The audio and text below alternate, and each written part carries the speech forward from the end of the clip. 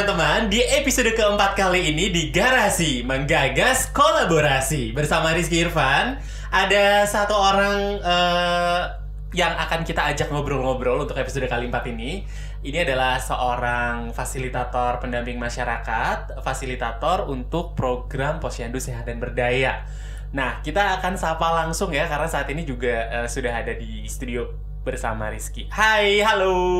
Halo Mas Rizky. Apa kabar? Alhamdulillah sehat. Iya, mungkin kenalan dulu ya sama teman-teman pendengar. Iya boleh. Silakan.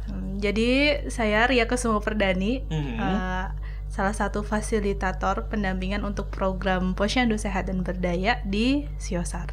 Siosar. Nah, saya penasaran nih, Siosar itu di mana? Boleh diceritakan? Jadi Siosar itu adanya di Provinsi Sumatera Utara, di Kabupaten Karo. Nah, Siosar ini sebenarnya adalah kawasan relokasi untuk korban erupsi Gunung Sinabung. Oh, jadi ini memang lokasinya dibuat khusus untuk para korban yang menjadi korban bencana erupsi Gunung Sinabung. Iya, benar. Wow, gimana tuh di sana? Boleh nggak diceritain? Mungkin penasaran sih, karena saya juga jarang banget nih dengar ada satu kawasan relokasi gitu ya. Saya juga belum pernah tinggal di sana. Boleh nggak diceritakan sedikit tentang Siosar tuh kayak gimana sih sebenarnya? Jadi Siosar itu awalnya hutan pinus. Jadi hutan pinus milik negara, lalu dialihfungsikan. Di situ dibangun rumah, terus ada ladang untuk warga di sana, karena sebelum di kaki Gunung Sinabung itu kan pekerjaannya itu berladang. Jadi di situ mereka diberi pekerjaan yang sama dengan tempat sebelumnya gitu. Oke, termasuk diberi lahannya juga ya? Iya, benar. Oke. Nah, saat pertama kali ini kan Ria juga yang saya dapat informasi adalah fasilitator pertama untuk pilot project program ini gitu ya. Benar. Jadi begitu Ria ditempatkan ke lokasi, kemudian datang ke Siosar dengan berbekal mungkin program ini akan dilakukan dengan cara begini itu gimana dulu? Perasaan atau bayangannya gimana sih dulu? Dulu awalnya ya belum ada bayangan apa-apa ya. Maksudnya denger Siosar aja, di mana? Dan ternyata itu emang daerah baru gitu kan. Dan ya awalnya modal nekat aja mungkin ya. Maksudnya ya udah niatnya ikhlas aja, tulus aja, nanti di sana mau gimana kita hadapin gitu. Oh, asik. Jadi kalau udah niatnya baik tuh harus memang ya udah gitu, nanti kita hadapi aja gitu. Benar. Ya. Oke. Nah, pas ditempatin di sana menjalankan program Posyandu, nih keadaan Posyandu di sana seperti apa sih? Waktu Ria pertama kali datang di sana. Jadi waktu pertama kali datang itu Posyandunya masih satu, kan di sana ada 3 desa. Ada 3 desa itu satu Posyandu. Dan itu sebenarnya mereka terhambat karena jauh ya antara lokasinya. Iya, itu yang membuat salah satu orang tuanya itu jarang datang ke Posyandu. Terus akhirnya di situ menginisiasi membuat satu Posyandu itu satu desa. Jadi sekarang itu sudah ada satu Posyandu untuk masing-masing desa. Oke, jadi dulunya awalnya memang pas baru datang masih gabung 3 desa, sekarang udah dipisah. Iya, masing-masing desa punya Posyandu. Iya. Nah, selama 9 bulan ya Ria di sana, betul ya? 9 bulan Ria di sana, apa sih yang menjadi momen mengejutkan gitu ya, atau paling membuat Ria kaget selama mendampingi para ibu-ibu kader Posyandu di Siosar? Yang pertama sih kebiasaan mereka itu berladang tuh bisa dari pagi sampai sore, bahkan bisa habis maghrib gitu. Udah malam itu baru pulang gitu kan. Jadi di situ kaget, jadi di situ saya harus pendampingannya jadi harus malam hari kan. Jadi otomatis itu sih yang kayak shocking momennya itu di situ. Jadi kita beraktivitas malam hari gitu kan. Jadi karena memang di sana sebagian besarnya berladang dan baru selesai malamnya itu jam berapa kalau? Ya, mulainya itu biasanya jam 8. jam 8 malam baru mulai Iya, gitu ya benar. pendampingannya. Selesainya jam berapa tuh kalau jam 8 baru mulai? Jam 11 sampai jam 12 malam. Wow. Jadi makhluk Seru banget malam ini gitu malam-malam kan. ya di sana ya. Oke, Iya. jadi itu benar-benar mengejutkan gitu ya. Iya. Nah, selain tantangan jam malam di sana, maksudnya harus koordinasinya saat malam hari, apa sih tantangan yang Ria temukan saat mendampingi para kader di Siosar? Kan di sana posyandunya baru. Bukan posyandunya aja yang baru, kadernya juga baru. Oke. Jadi belum ada pengalaman sebelumnya kan. Nah, di situ tantangannya buat saya gimana caranya supaya kadernya itu benar-benar paham apa sih tugas dan perannya mereka gitu untuk posyandu yang baru berdiri ini. Oke. Gitu. Jadi kan ada kader baru, posyandu baru. Nah, gimana nih cara ngajaknya? Karena kan itu adalah sesuatu yang baru gitu ya. Di selain baru bisa berkoordinasi saat malam, kemudian mereka juga orang baru. Apa sih strateginya yang waktu itu digunakan sama Ria untuk mendekati mereka untuk bisa untuk bisa terlibat dalam program yang Ria bawa? Kemarin sih yang pertama itu meyakinkan kalau posyandu itu adalah milik desa, milik bersama masyarakat, pemerintah desa, sama kader gitu.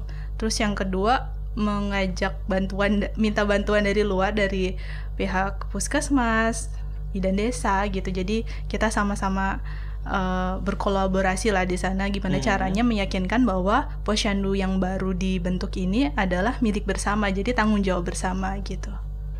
Oke, jadi memang ini tugas bersama gitu ya, karena berdasarkan tugas bersama semua punya perannya masing-masing di situ. Nah, saya jadi penasaran dulu bagaimana sih kader ini memutuskan akhirnya mereka punya satu keputusan untuk membuat di di desanya masing-masing satu posyandu. Karena kan dulu semuanya gabung jadi satu gitu. Boleh diceritain nggak? Atau bahkan mungkin Ria punya pengaruh di situ? Jadi awalnya itu karena kalau misalkan satu posyandu untuk 3 desa itu ada yang terlalu jauh, jadi orang tuanya males segala macam gitu. Itu yang jadi salah satu alasan kader juga atau bidan desa juga itu pingin ada posyandu di setiap desanya.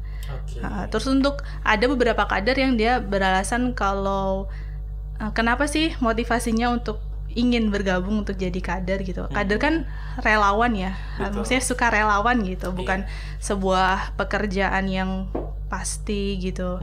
Jadi mereka ternyata ada yang sebelumnya itu punya pengalaman gagal ASI eksklusif. Oke, jadi berawal dari kegagalan. Iya, jadi dari situ kan dapat pelatihan kader. Nah, di situ mereka bertekad supaya gimana caranya ibu-ibu yang lain itu nggak gagal ASI eksklusif. Luar biasa ya. Jadi kayak motivasinya adalah kalau saya gagal, justru dia pengen orang lain nggak gagal. Iya, benar. Oke. Itu buat saya sesuatu yang sangat bagus sih. Karena kadang-kadang kalau kita gagal, ya nggak peduli juga yang lain ikut gagal. Tapi ini di saat yang saya gagal, saya pengen orang lain nggak gagal seperti saya. Nah, selama 9 bulan Ria di sana, menurut Ria apa sih hal yang paling membanggakan terjadi atau perubahan-perubahan apa yang membuat Ria cukup senang gitu ya mendampingi para kader di sana? Jadi ada salah satu kader di Posyandu Flamboyan. Itu mereka terpilih untuk mengikuti perlombaan kader tingkat Kabupaten Karo. Oke. Jadi ini tingkatnya bukan kecamatan lagi ya? Iya, udah kabupaten. Udah kabupaten. Kan berarti ada tingkat, mereka di desa ya berarti? Iya, di desa. Perwakilan desa, maju ke kabupaten. Dan itu mereka bisa dapat juara 2 gitu. Itu di luar ekspektasi yang di sini posisinya kadernya baru, belum ada pengalaman, dan mereka bersaing dengan kader-kader yang sudah berpengalaman, posyandunya sudah lama, dan mereka bisa membuktikan bahwa mereka itu nggak kalah sama mereka-mereka yang sudah lama gitu. Keren banget. Nah, Ria, kan Ria juga mendampingi mereka gitu ya. Ria tahu prosesnya, Ria tahu gimana perjuangannya. Kalau yang Ria lihat nih, gimana sih mereka ini bisa sampai akhirnya juara 2? Pasti kan ada sesuatu yang dilakukan untuk mencapai ke sana. Itu prosesnya lumayan panjang dan mereka memang semangat sih. Itu seminggu sebelum perlombaan tuh benar-benar setiap hari mereka minta untuk diskusi bareng. Jadi belajar bersama. Padahal sebelum-sebelumnya itu untuk pelatihan 1 minggu sekali aja agak susah gitu kan untuk mengatur waktunya. Ini mereka semangatnya karena mereka ingin menjadi motivasi untuk posyandu yang 2 lainnya sebenarnya. Jadi mereka juga pengen jadi motivasi untuk teman-teman di 2 posyandu desa yang berbeda, yang berdekatan gitu ya. Selain itu, apalagi yang dilakukan mereka sih untuk menghadapi perlombaan itu sehingga mereka benar-benar bisa menjadi juara 2? Itu kan prestasi yang luar biasa ya. Iya, itu mereka belajarnya bukan hanya teori ya. Di situ jadi perlombaannya tuh ada praktik posyandu, praktik menimbang, praktik memberikan penyuluhan. Nah, mereka itu latihannya juga langsung melakukan penyuluhan gitu. Jadi selain belajar teori, langsung dibarengi dengan belajar prakteknya langsung. Nah, selain mungkin yang paling membanggakan adalah perubahan yang membuat seorang kader, berarti itu berkelompok ya? Kader dari salah satu desa itu memenangkan perlombaan posyandu, kader posyandu di tingkat kabupaten. Menurut Ria selama 9 bulan nih, apa sih perubahan signifikan yang terjadi di Siosar? Yang pertama dari partisipasi orang tua untuk datang ke posyandu. Dulu itu di bawah 50%. Jadi kalau setelah program pendampingan ini itu bisa 70-80%.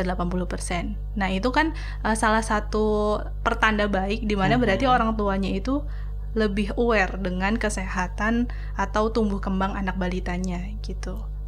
Jadi naik signifikan ya, jadi 70 atau 80% yang hadir gitu ya. Benar. Nah, itu kan juga tadi sama kayak juara 2 di kabupaten ini naik jadi 70-80. Itu apa aja sih yang dilakukan biar angka partisipasinya naik? Itu apa sih strategi-strateginya yang dilakukan? Yang utama sih pendekatan ya, jadi dan motivasi. Jadi motivasi untuk kadernya supaya gimana caranya lebih dekat dengan orang tua, lebih ada komunikasi dan interaksi. Soalnya kalau sebelumnya itu mereka jalan sendiri-sendiri gitu. Jadi kadang kader itu merasa diremehkan atau tidak percaya diri atau tidak dianggap gitu dengan orang tua. Tapi sekarang udah saling menghargai satu sama lain. Jadi kader menghargai orang tua juga menghargai kader. Jadi ada komunikasi dan interaksi yang baik antara kedua orang tua dan kadernya. Kadernya, dan juga ada dukungan dari pemerintah desa sih, itu yang utama. Bentuk dukungan dari pemerintah desa itu apa? Itu ada anggaran khusus untuk posyandu, untuk kegiatan posyandu, seperti untuk pembuatan makanan tambahan di setiap hari buka posyandu atau di luar hari buka posyandu. Jadi ada satu desa yang dia memberikan makanan tambahan 2 kali dalam sebulan. Biasanya kan 1 kali. Jadi itu karena disokong dari dana desa, pemerintah desa ya. Luar biasa. Jadi sepertinya kalau kita bilang kolaborasi juga sudah mulai terjalin ya di sana ya. Antara kader tadi, orang tua juga udah menghargai, kemudian pemerintah desa juga mendukung. Semoga sih keberlanjutannya bisa terus-menerus berubah ke arah yang lebih baik gitu ya. Amin. Nah, di sana sendiri kan ini kita tadi selalu ngebahas kader yang berubah, posyandu juga yang semakin baik gitu ya. Kalau yang Ria rasakan sebagai fasilitator, ada nggak sih yang menurut Ria berubah dari dalam diri Ria sendiri sebelum menjadi fasilitator dan saat 9 bulan setelah jadi fasilitator tuh kira-kira ada nggak sih yang berubah? Wah, banyak banget ini sih Mas kayaknya.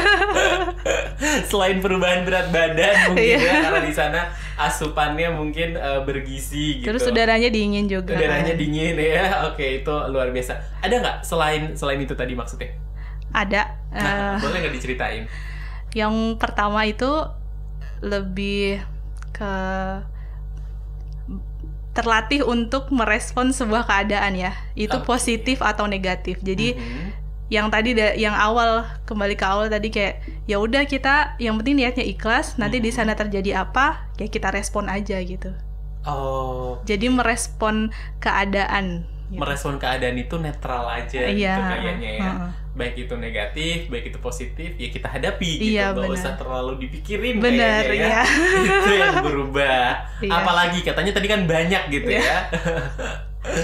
Terus lebih ke komunikasi itu adalah kunci kayaknya. Kunci adalah komunikasi. Punya pengalaman nggak? Maksudnya ini kan pembelajarannya mungkin kristalisasi dari pengalaman-pengalaman gitu ya. Komunikasi adalah kunci. Boleh nggak diceritakan lebih? Ya itu yang contoh kecilnya aja antara kader dan orang tua dan pemerintah desa gitu. Awalnya kan mereka berjalan sendiri. Pemerintah desanya cuek, kayak oh ternyata posyandu itu milik kita.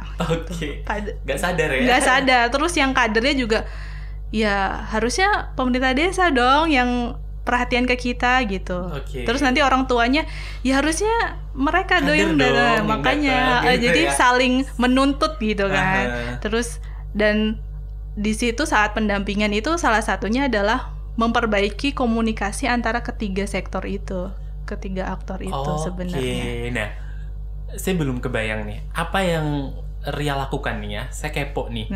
Apa yang Ria lakukan untuk memperbaiki komunikasi di tiga stakeholder tadi, baik orang tua, kader maupun pemerintah desa? Karena kan ini udah terjadi beberapa saat sebelum Ria datang ya. Jadi ini kebiasaannya udah berulang gitu. Kemudian gimana sih caranya dari kebiasaan yang berulang itu Ria melakukan apa intervensinya? Mengulang juga. Mengulang juga.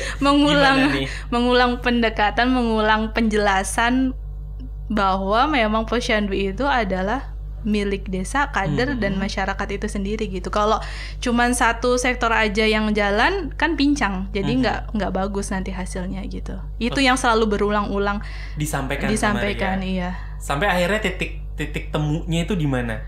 Saat ada kegiatan forum multi stakeholder. Itu kan dari puskesmas, dari pemerintahan desa, kader itu berkumpul. Jadi di situ merencanakan tindak lanjut yang berhubungan dengan kegiatan posyandu. Jadi menentukan mimpi dari desa itu, dari posyandu itu sendiri. Jadi setiap desa atas posyandunya itu mimpinya pengennya apa sih? Iya, gitu ya? Jadi di situ mereka menyusun sendiri. Jadi kayak ya itu memang kalau misalkan dari inisiatif sendiri kan rasa tanggung jawabnya lebih gitu kan. Kepemilikannya juga lebih gitu ya. Karena ini adalah mimpi saya, jadi saya harus perjuangkan. Iya, di situ sih waktu forum multi stakeholder itu. Siap. Tadi berarti udah ada 2 ya. Ada lagi nggak selain itu yang berubah dari dalam diri Ria gitu ya selama 9 bulan? Ada. Yakin sama kemampuan diri sendiri. Ini kayaknya juga ada cerita di baliknya nih. Boleh nggak diceritain? Emangnya dulu nggak seyakin itu atau gimana? Jadi ini dimulai saat, jadi awalnya itu kan nggak 9 bulan nih ceritanya. Jadi awalnya 6 bulan. Setelah itu ada evaluasi dan ditambah akhirnya 3 bulan lagi gitu. Nah di situ 3 bulan terakhir itu banyak tantangan yang masuk, yang datang bertubi-tubi, dan sampai itu merasa ini mungkin nggak sih bisa diselesain sampai 9 bulan sampai akhir gitu. Dan di situ kayak langsung yakin, karena memang kamu yang dipilih di sini, kamu pasti yang paling kuat di sini, yang pasti bisa menghadapi keadaan ini tuh ya pasti kamu gitu. Kalau kamu nggak kuat pasti bukan kamu yang dipilih gitu. Wow, sebuah insight yang menarik ya sebenarnya ya. Iya, kamu itu hanya akan diberi kalau kamu kuat. Iya benar. Kalau udah sampai sini tuh ya berarti kamu yang udah dipilih gitu. Jadi sebenarnya kalau misalnya ini dipikirkan oleh yang lain juga, semuanya kayaknya akan bisa gitu ya, akan berdaya. Iya benar. Memberdayakan diri sendiri, bukan cuma memberdayakan para kader. Iya. Luar biasa banget Ria insight-insightnya. Saya pengen deh 1 kalimat atau 2 kalimat yang menurut Ria menjadi kunci. Kalau tadi ada komunikasi gitu ya, kunci merubah perilaku sebuah komunitas atau merubah perilaku diri sendiri gitu, berdasarkan pembelajaran 9 bulan Ria di Siosat. Mungkin untuk merubah perilaku itu butuh kebiasaan dan bukan waktu yang singkat. Oke, bukan waktu yang singkat ya. Ternyata butuh proses Iya. gitu, kebiasaan yang tadi ya mengulang-ulang terus-menerus gitu maksudnya. Iya. Wah, gak kerasa gitu ya. Kita udah banyak banget ngobrol sama Ria tentang pendampingannya di Siosar. Iya. Nanti kalau kita kalau di lain kesempatan di Garasi menggagas kolaborasi, nantikan episode selanjutnya untuk mendapatkan banyak sekali insight, cerita-cerita. Tapi terima kasih banyak untuk Ria yang sudah hadir di studio, yang udah memberikan waktu, kesempatan dan menceritakan pengalaman-pengalamannya. Sama-sama. Sampai jumpa lagi dah. Oke, akhirnya Rizky pamit di Garasi menggagas kolaborasi. Nantikan episode selanjutnya.